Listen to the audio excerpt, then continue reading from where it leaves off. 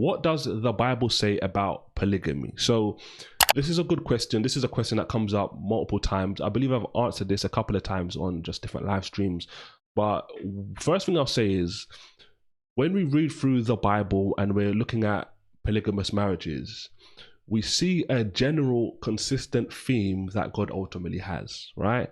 Right from the beginning, when we first see marriage in the narrative, it was one man and one woman, right? And polygamy is a particular topic in the Bible. Polygamy isn't something that God is necessarily for in that sense. He obviously allowed polygamy. Some of the greatest believers ever, right, that we read about in the scriptures were polygamous. In fact, a lot of them were. Not all of them were. God created Adam and Eve, and it was one man and one woman, right? In the New Testament, that is what Jesus pointed back to as the perfect situation that God ultimately set up, right? One man and one woman.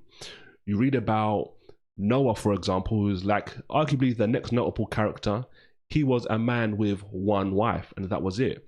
But the first example we see in the Bible is a man named Lamech, if I remember correctly. He had two wives. He just had some messed up stuff going on. He ultimately was, and this is in Genesis, by the way, for those of you who don't know, he was basically trying to act as God in certain aspects by making laws like similar to what God was making. Noah had a monogamous marriage. Abraham, who comes along, he has multiple wives. His son Isaac had one wife. Jacob had 4 wives. David is another key individual. He had multiple wives. Generally, God said as well in the Torah that especially a king should not marry multiple women. And the point we see throughout the narrative is, yes, like God ultimately allows polygamy in certain aspects, but ideally, one man and one woman is what you want to see. The New Testament basically goes even, I don't want to say further, because I believe the Old Testament is kind of clear on this particular topic as well.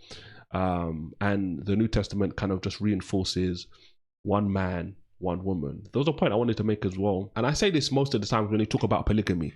Generally what you find is people, I don't know of like one individual, right, who married multiple people and it was a good scenario. Generally what you're going to find is when you read through the narrative, people who married more than one person, whether it be just multiple people, 2, 3, however, it always generally winds up in some sort of key drama because of the multiple wives. I believe the scripture is kind of clear, even though in the Old Testament, there are times when God ultimately permitted certain actions, even though he was not really for it.